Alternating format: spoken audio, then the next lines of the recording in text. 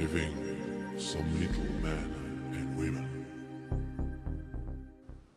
The Archons are non-physical, and they actually manipulate the reptilian force, although the reptilians are so proud that they wouldn't accept that. The Archons are in their own way trapped, and they can see the way that the human race is developing, and they need to leave. They cannot leave through the portal because the portal is on the verge of collapsing. But most reptilians will look on humans as the lowest of the low. When dealing with military, they have a first interaction protocol where the humans have to bow to them.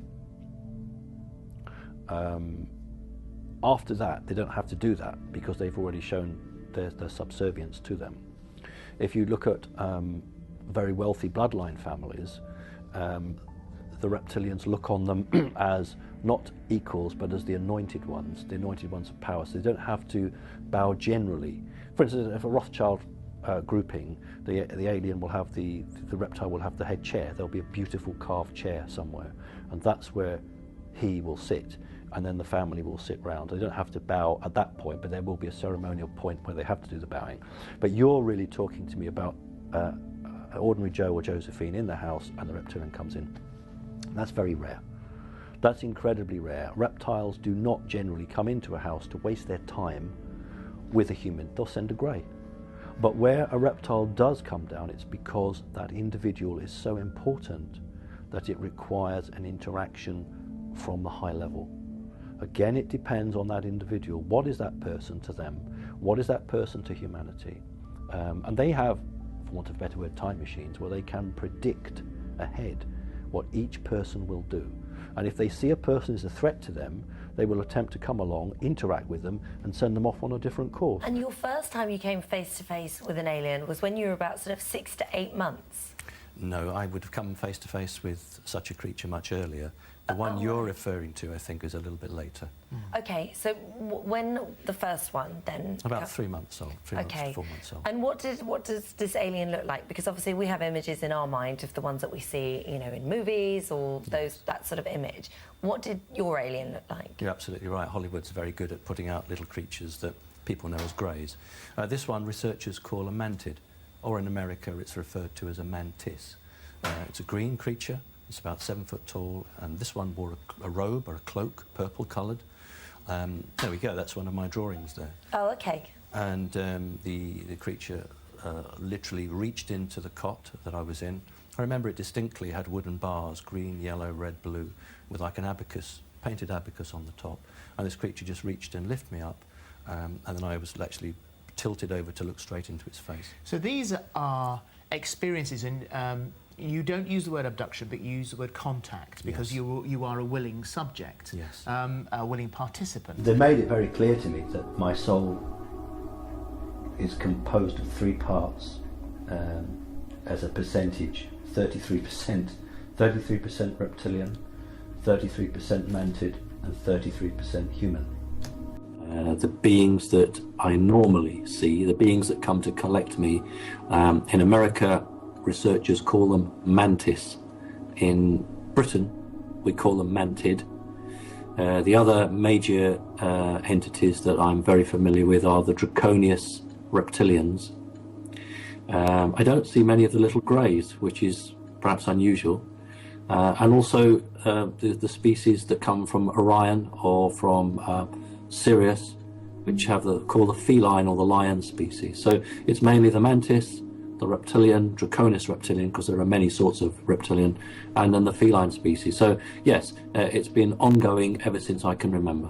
So from the moment there when you were obviously very young, and you were meeting them in their various guises, when was the first time that you believed that you had contact outside of your living environment? I want to say the word abducted, obviously, but when were you taken? When did you go? That's a very incisive question. It's a very good question.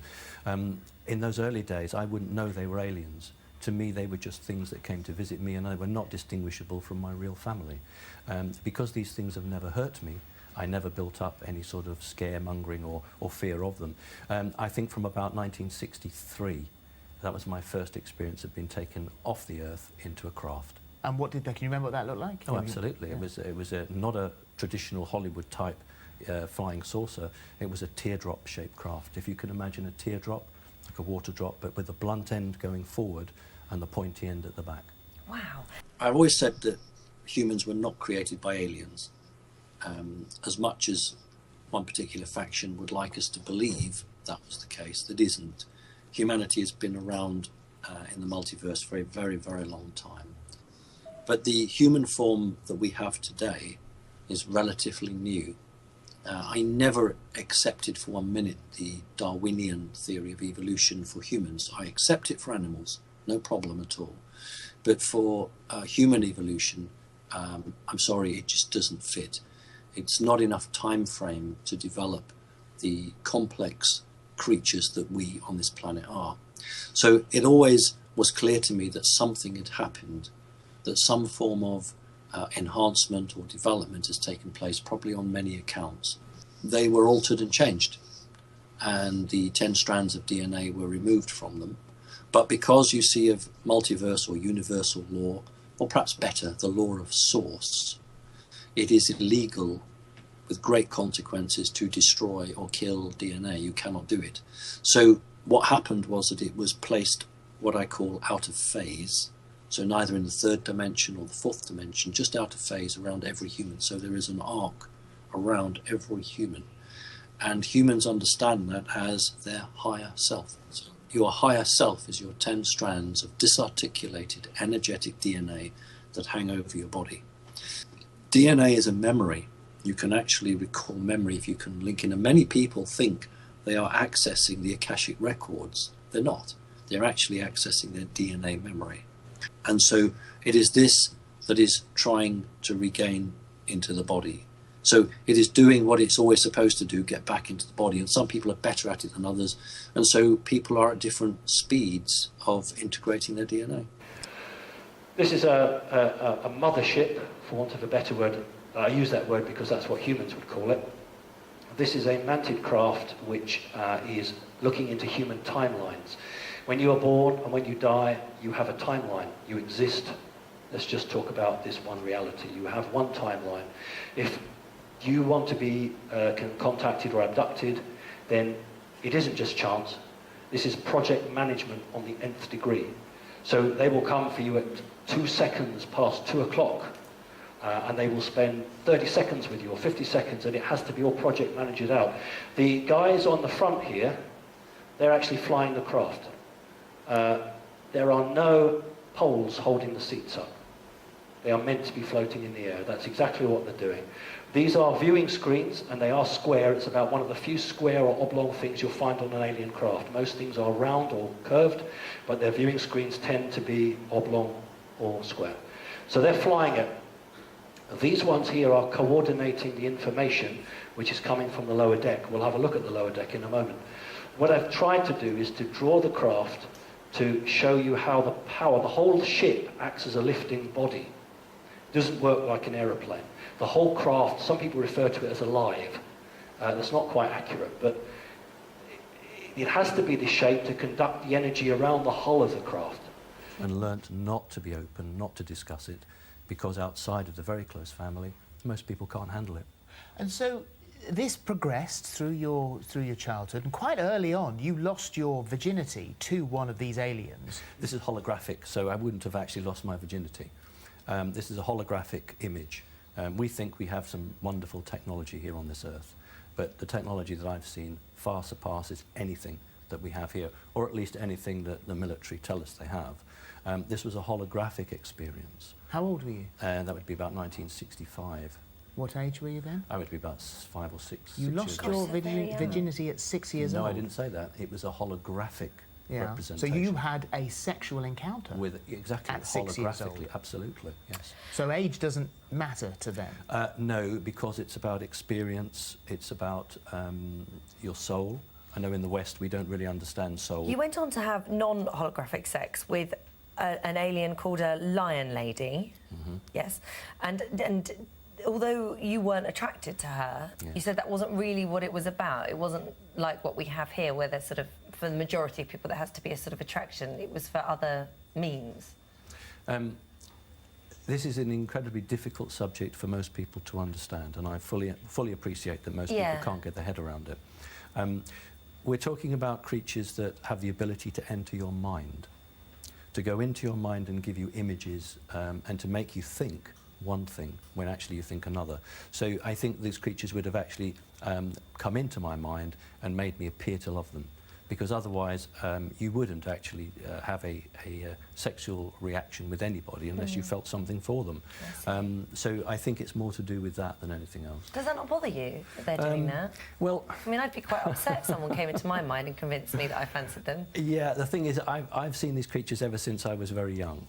From a very early age, and when you realise that humanity is not the only thing in this galaxy, when you get used to these creatures and you realise that mankind is literally just a pinprick in a massive constellation, some things become less important. This is the lower level. What you've got here is these guys who are sitting, operating everything below this line. The standing guys here are operating everything above here. These two are sort of coordinators. Is the commander, come down. So what these guys are doing is sending the information up to the top. So the twofold operation would be to identify where you're going to go to abduct people or contact people, and also to eavesdrop on every human communication available. And also enemy aliens. Because if you're interested in a certain human, you bet you someone else is as well, whether it's the NSA or the CIA, and you want to get there first. So when I say it's a game, I don't mean to belittle it, but it is very much like a game of chess. Technologies, you like this, I hope. You put your hand over what appears to be a solid piece of metal, a shape appears, it lifts up, floats up like that, and this device here allows the commander to observe the power plant. So diamonds, triangles, squares, oblongs all move across here, passing information. So you don't have to go and do a diagnostic of your power plant. That does it all, and then you just hold it out and it drops straight back into the metal. It's a morphing metal. Transportation in tubes, you stand on a little disc and it flies you up. The little greys don't travel on those, they have little trains. Literally, like, think of a mine shaft where you see all the trains, but they run on a monorail. And the greys will sit in that, and the, you know, if you like, the underground bases, those that are left. The culture of a Draconis reptilian is one of ultimate power and greed without a concept of caring or sharing. And when you have a background of absolute command and control, you don't have that understanding or that capacity to come to the table and have this debate. That's the problem. This is why I talk about the culture and the ceremony and the ritual of these creatures, because they can't just come to a table and sit down and say, okay, cards on the table, we'll give this, what will you give? They can't do that until they can accept and understand that they are equal and they don't have a God-given right to eat people, to put it bluntly. There won't be a change. We are on a positive timeline, positive in the sense that it is human consciousness that is now calling the shots and not some small group. There will only be one outcome, and that is an advancement. So until these and you're right, Tolek, there's only a small group of Draconis reptilians left now on the planet. Some of them walk as I joke with Wynne, walk the corridors of the Vatican. They need to understand that there is no get-out-of-jail card. What they've got to do is to be very, very proud of their culture, but they need to give up certain elements of their culture which teach them that they are better than anybody else, and that they are equal. But I can see that they are going to destroy themselves unless they make a change. And that's what they need to do. And if they don't make a change, they can't blame anybody but themselves.